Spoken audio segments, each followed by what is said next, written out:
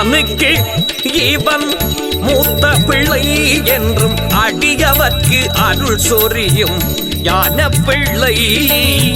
சிவனுக்கு இவன் மூத்த பிள்ளை என்றும் அடியவர்க்கு அருள் சொரியும் ஞான பிள்ளை. இவனே எங்கள் பட்டிருப்பில் வந்து அமர்ந்த பிள்ளை. இவனே எங்கள் பட்டிருப்பில் வந்து அமர்ந்த பிள்ளை. எங்கள் பிள்ளையார் என்றும் இந்த ஞானத்தில் முழு முதல் பிள்ளை.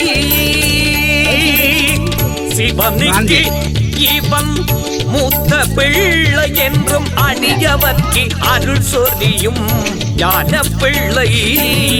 சிவனுக்கு இவன் மூத்த பிள்ளை.